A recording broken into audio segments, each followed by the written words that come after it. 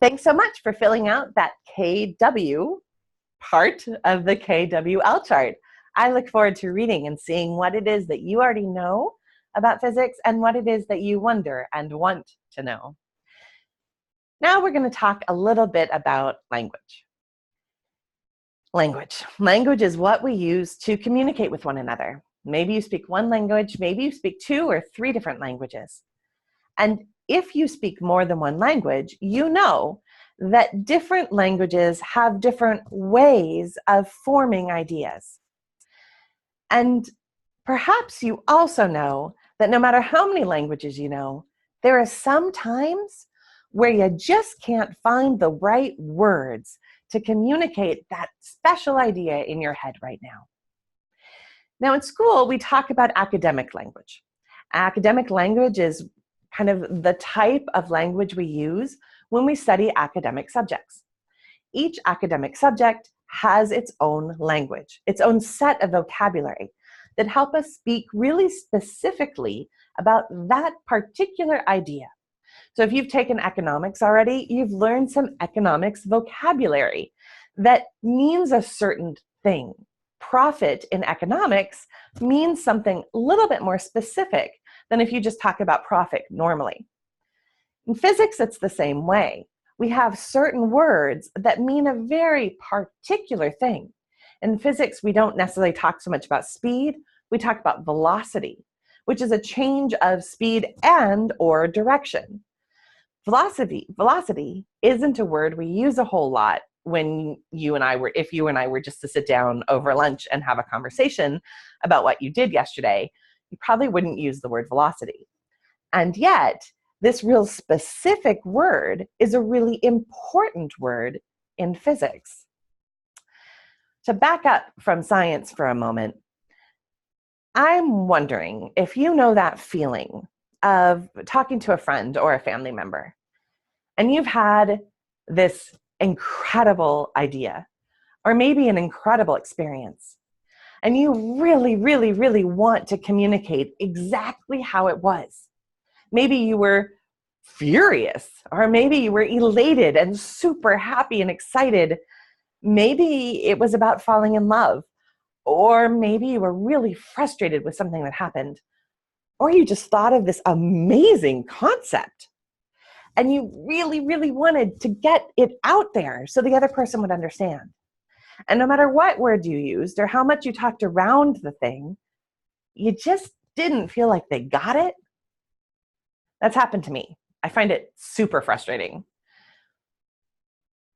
We in school use vocabulary lists, and we make you learn vocabulary. And sometimes it can feel like it's just jumping through hoops. I know I just said velocity is a really important word, but sometimes it feels like, miss, what does it matter if I say speed or velocity? That feeling of not having the right words to express yourself the way you really want to, the reason we learn vocabulary in school, even in all of these subjects, is also to help you have more words, more tools to be able to express exactly what you want to say in all of your life. That's what vocabulary is good for. That's what words are good for. Each word expresses a very specific idea and thought. And the more words we have, the more easily we can translate the ideas in our head into the world and help other people understand them too. That's my little plaidoyer. That's another word for my little argument for why learning vocabulary is important for our lives, not just for school. Because you have amazing ideas in your head. I know you do. And you've had incredible experiences that have moved your heart. And I want you to have more words to use to express those to the people you care about. All right, that said, the next thing we're going to do is, in truth, to do a vocabulary list. However, this one's a little different. Since you're working on the computer already, I've created a chart for you with the most important words that we're going to use in these 2 weeks of physics. Your job is going to be to look up that word in the computer, find a good definition for it, a definition that has to do with physics. Some of these words have kind of a normal definition and a physics definition. I need you to find the physics definition, okay? Then you can copy and paste that into the chart.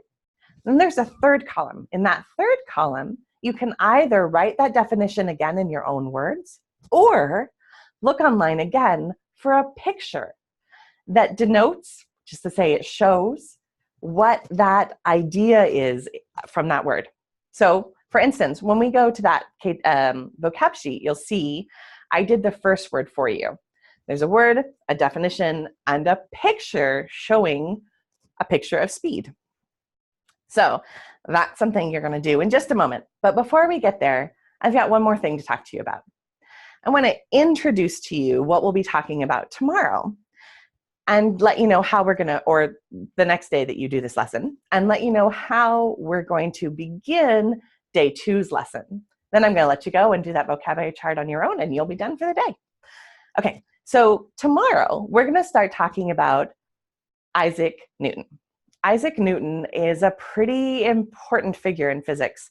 In fact, in most of the world in science, he came up with a lot of ideas that are still considered true today. And we're going to spend most of this time this week looking at his 3 laws of motion, as I said before. So it's important to also look at the guy and see who he is. So the very last thing you're going to do today is watch a little mini video. It's a mini biography. I think it's about 5 minutes long, that will tell you a little bit about Isaac Newton's life.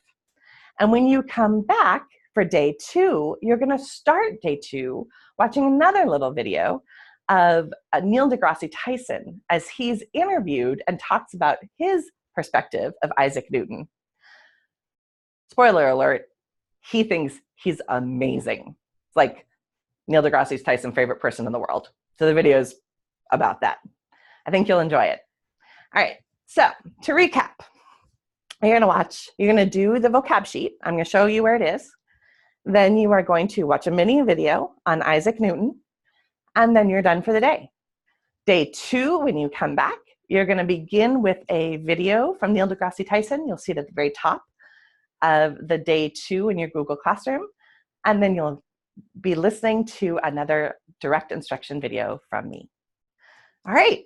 I hope you've enjoyed this first day. I'm going to screen share with you to show you where both of those things are that I just talked about, and then you are on your own. Alrighty, screen sharing. Here we go. Now, hopefully you can see what I see. There we go. So we're back to Google Classroom. Now, something helpful I didn't explain to you before. I'm going to scroll up here so you can see it. On the left-hand side here, you see this topics. You can select a topic and only see the videos and the work for that day. That's the easiest way to negotiate through. So if right now you are seeing all 6 days in this Google Classroom feed, it might be a little confusing. Click on day 1 for now. We're going to go over here. Here is your unit vocabulary chart. If you click here, you will get your own copy of this page. It will look like this. And you see, I've done the first one for you. The first word is speed. The definition is the rate at which someone or something is able to move or operate. And here's a little picture of it. So you're going to do the next 10 words, ending with the word inertia down here on the second page. And then you are going to share it or submit it. I think there will be a turn in button on yours with me so that I can give you a grade and credit for it. All right, let's go back to Google Classroom now. Then you're going to watch this mini biography of Isaac Newton, about 3 minutes long, and you will be done for the day. On day 2, when you come back, you're going to push day 2 so that all you see is day 2's activities, and you'll begin with this beginning of class assignment, day 2, Neil deGrasse Tyson. And you will watch the video and answer this worksheet, or open up the worksheet and answer the questions on the worksheet, and then you'll see the live class video of me for more direct instruction. All right, everybody, good luck. Have a great rest of your day. Let me know if you have questions. You can write in comments in Google Classroom anytime you want. I will be double checking it to make sure that everyone is on the same page with one another. I'll also be grading your work and sending it back to you. So again, welcome to physics. Have a great time.